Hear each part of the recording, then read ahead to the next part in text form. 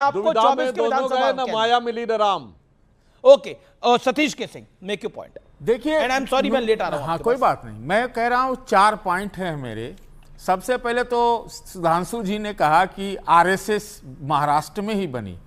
ये तो हमको लगता है पिछले साल बीजेपी तो आरएसएस से आजाद हो गई थी, तो अब उसका तो आरएसएस का जब जिक्र ये करते हैं तो मुझे थोड़ा हंसी आती है। बीजेपी आरएसएस से आजाद हो गई? अरे जेपी नड्डा जी ने कहा था ना। मैं ये कह रहा हूं, देखिए राहुल के चलते कांग्रेसी नहीं बढ़ रहे हैं। कांग्रेस, सुनिए ना, आप सुन भी लीजिए, कांग्रेस की चिंता प्रधानमंत्री जी को बहुत ज्यादा है। राहुल के वजह से कांग्रेस आगे नहीं बढ़ रही है। इतना वो व्यक्तिवादी हो गए कि 400 से 240 पर आ गए। हमको तो लगता है कि सुधांशु त्रिवेदी जैसे युवाओं को और उच्च स्तर पर कब मौका मिलेगा। युवा हैं, अब तो प्रधानमंत्री जी 75 के हो रहे हैं, तो ये देखने लायक चीज होगी। मुझे ये क्या लगता है कि राहुल गांधी की चिंता नहीं करनी चाहिए मुझे लगता है कि अब तो ये हमको लगता है कभी कभी, मैं आप मजाक में मत लीजिएगा जी, कि ये लोग जो है ना पप्पू से इतना डरते क्यों हैं। हमको लगता है ये लोग सच में राहुल गांधी को प्रधानमंत्री बना देंगे। जिस तरह से फोकस करते हैं, जिस तरह से उन्हीं के एजेंडा को फॉलो करते। किसको बोला? पप्पू ये लोग राहुल गांधी को बोलते थे भाई, ट्रोल कर करके 10 साल किए। मैं एक बात बोल रहा हूं, आप जीएसटी का मसला देखो, आप यहां किसी ने नहीं बोला। अरे ये लोग बोले भाजपा बड़ी दुनिया की सबसे बड़ी पार्टी है लेकिन एक अध्यक्ष नहीं चुन पाई है, तब युवाओं को कहां से चांस मिलेगा। मैं एक बात बोल रहा हूं, मैं एक लाइन और बोलता हूं, मैं ये बोलना जरूरी है। देखिए राहुल गांधी ने 5-7 एजेंडे इस देश में रखे और आज 100% जो है भारतीय जनता पार्टी की सरकार फॉलो कर रही है। अब तो जीएसटी वाला भी, कोरोना में उन्होंने क्या कहा, इसके अलावा जाति की गणना पर कितना सुधांशु जी बोले, लेकिन क्या कहा जाए, अब तो इन्हीं को जात गिननी पड़ रही है। तो ऐसे कई एजेंडे हैं तो ये लोग फॉलो कर रहे हैं। तो पप्पू बनाने में 10 साल गवा दिए और 1 साल में ये हमला कर करके हमको लगता है उस आदमी को और बड़ा बनाते जा रहे हैं। ओके, सुधांशु त्रिवेदी, राहुल की चिंता ना करें आप। वैसे सतीश आपकी सांसद कहती है कंगना रनौत कि बिगड़े हुए शहजादे हैं। हाँ, मैं बता रहा हूं, देखिए आप तो मुझसे वरिष्ठ हैं, आपने मुझसे अधिक पुरानी बातें याद होंगी। आप जात पे हमारी बात कह रहे हैं। हमारी सरकार ने तो निर्णय लिया था जातिगत गणना का बिहार में मई 2022 में, जब गणना शुरू हुई सितंबर में, तब तक इनकी सरकार आ गई थी। मगर आप पप्पू की बात कह रहे हैं जनाब, ये बताइए ये किसने जातिगत गणना रुकवाई? किसने? नेहरू जी ने।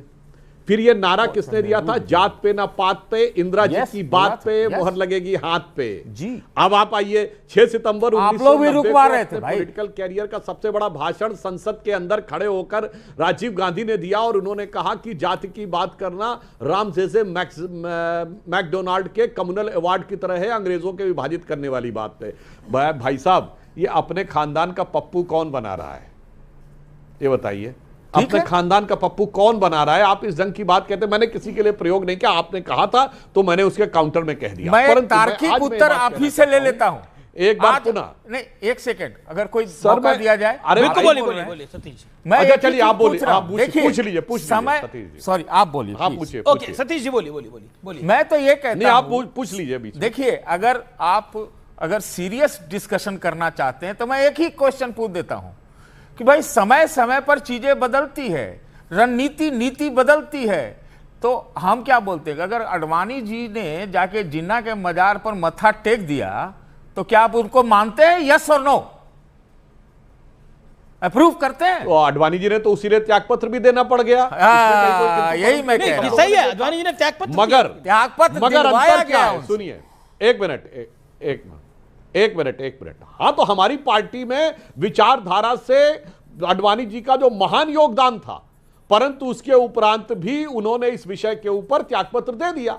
अब मैं दूसरी बात कर रहा हूं, आपको दिलवाया गया तो मैं बताना चाहता हूं, पार्टियां जब बदलती हैं अपना चरित्र इतना, तो वो पार्टी जो महात्मा गांधी का विरासत का दावा करती है, महात्मा गांधी का राजनीतिक दर्शन क्या था सतीश सिंह जी? राम राज्य। उनका नित्य का भजन क्या था? रघुपति राघव राजा राम। उनके मुंह से निकला अंतिम शब्द क्या था? हे राम। उनकी समाधि पे क्या लिखा है? हे राम। और 2007 में आलापनामा देती है कांग्रेस की गवर्नमेंट कि राम तो थे ही नहीं, राम काल्पनिक थे, यानी गांधी का राम राज्य काल्पनिक था। गांधी की समाधि पे लिखा काल्पनिक है। जब इतना बदल जाते हैं राजनीति में तो जी आज पर आते हैं ओके। इसलिए मैं कह रहा हूं आज के परिप्रेक्ष्य में सतीश जी, क्या आपको लगता है विपक्ष को जो रोल अदा करना चाहिए वो कर पा रहा है, या आपको लगता है कि जिस तरह से ओम बिरला ने बोला एक नेगेटिव रोल अदा करा है? देखिए वो क्या बोले, स्पीकर के पद पर मैं कुछ नहीं बोलना चाहता, मैं इतना जरूर बोलना चाहता हूं कि एक पहले हम लोग सुना करते थे कि सड़कें जब सूनी हो जाती है तो डैश डैश डैश। अगर संसद में काम नहीं हो रहा है तो मैं समझता हूं कि लोकतंत्र जीवित है, क्योंकि लोकतंत्र जीवित है, संसद में काम नहीं हो रहा। सुनिए, कैसे कह सकते हैं अरे आप सुन तो लीजिए। हाँ बताइए, पर सुनना भी सुन नहीं रहा हूं मैं तो। 2010 का वाकया देता हूं सुधांशु जी के स्टाइल में। 2010 में या फिर यूपीए के दूसरे कार्यकाल में भारतीय जनता पार्टी मुख्य विपक्षी दल थी, कितना संसद चलने दिया। खासतौर से 2010 में मेरे ख्याल से एक ऐसा सत्र क्या मनगढ़ंत मुद्दा था? नहीं, क्या मनगढ़ंत मुद्दा अभी था? आपको कहां से मनगढ़ंत? नहीं 2G का मामला, CWG का मामला क्या मनगढ़ंत था? मैं कह रहा जी ने बोला था। अरे मैं कह रहा हूं अभी मनगढ़ंत आप कैसे डिक्लेयर करते हैं? एक सेकंड बताइए, आप कैसे डिक्लेयर करते हैं? भावना है, आप कैसे इलेक्शन कमीशन बोल रहा है, अरे विपक्ष सुप्रीम कोर्ट कह रहा है। अब बताइए मनगढ़ंत नहीं मारूंगा। सुप्रीम कोर्ट कहां कह रहा है? ओके, सुप्रीम कोर्ट ने क्या बोला? सुप्रीम कोर्ट ने SIR को रोका क्या? नहीं रोका नहीं तो इसका मतलब थोड़ी तो फिर रोका नहीं है क्या? मुद्दा अगर नहीं होता तो 65 लाख का डिलीशन हो रहा था, एक के बाद करने के लिए ये SIR आधार को जोड़ता नहीं। इलेक्शन कमीशन कह रहा है कि ये इस बात में कोई दम नहीं है, ये कहानी मनगढ़ंत है। सुप्रीम कोर्ट SIR को मना नहीं कर रहा है, लेकिन ये मनगढ़ंत मुद्दा नहीं है। ओके एलजेपी रामविलास पासवान वो सिरोधार है, वो तो सिरोधार है। और अब तो ये लोग अदालतें खत्म करने में है कि अदालत क्या बोल रहे हैं? अब अदालत खत्म होने वाली है। एग्जीक्यूटिव जो है अब जो है किसी को अदालत खत्म होने वाली है, सिपाही प्रधानमंत्री आपकी नौकरी जाने वाली है। आप वरिष्ठ अधिवक्ता भी हैं तो आपकी नौकरी जाने वाली है वाली है। और क्या है, एक सिपाही सतीश के सिंह तो जो है पार्टी के प्रवक्ता नहीं है, लेकिन ये अपोजिशन की वकालत क्यों करे जा रहे हैं? अरे हम क्यों नहीं SIR का मुद्दा जो है उसमें जरूर करेंगे। ये तो आज इधर है, कल अरे सही बात नहीं कह रहे आप। तो 12 साल से SIR जरूरी है कि नहीं, ये तो आप लोग खुद ही मान रहे हैं। अगर आप ये आरोप लगाते हैं कि 65 लाख के नाम कट गए या उसमें गड़बड़ियां हैं, अरे तो SIR तो जरूरी है ना। पानी तो आपकी बात ये तो प्रूव हो गया। इलेक्शन कमीशन रूल बुक के हिसाब से काम कर रहा है और SIR की उनकी तरफ से आप क्या के लिए बोले? अब तो CEC सामने आ गए 1 महीना बाद। उन्होंने कहा कि जारी रखिए, बकायदा जारी रखिए। और आपके जो BLA होते हैं कर रहा था हो, लेकिन सही से तो हो, पॉलिटिकल पार्टी काम नहीं करेगी, इंटेंसिव रिवीजन हो और उसमें मृत लोग जो है जीवित लोग ये कहां सस्पेंड करने वाले लोग हैं? इसीलिए अब आप एक्सपोज हो रहे हैं। लेकिन राहुल गांधी सतीश के सिंह टैलेंट को आगे नहीं देते हैं, ये शिकायत कई बार हुई है। हिमंता बिस्वा शर्मा ने भी बोला है, ज्योतिरादित्य सिंधिया की तरफ से भी कहा गया है, जितिन प्रसाद की तरफ से भी कहा गया है। वो जाने नहीं पड़ते तो सब पार्टी छोड़ दी। आपको पता है 106 लोग भी कांग्रेस के जो सांसद पुराने नए जो भी हैं, ये सब कांग्रेस में थे, सब बीजेपी में है। लेकिन टैलेंट तो सब जगह बढ़ रहा है क्या? मतलब हर पार्टी की बात होनी चाहिए ना, खाली एक पार्टी की क्यों बात करते हैं? मैं आपको 2 पॉइंट जल्दी बता देता हूं। देखिए, नहीं आपको लगता है किसी पार्टी में टैलेंट नहीं बढ़ रहा? कांग्रेस में टैलेंट बढ़ रहा है, हाँ या ना? जो आरोप, चलिए मैं एक पार्टी पूछता हूं आपसे, कांग्रेस में टैलेंट बढ़ रहा है, हाँ या ना?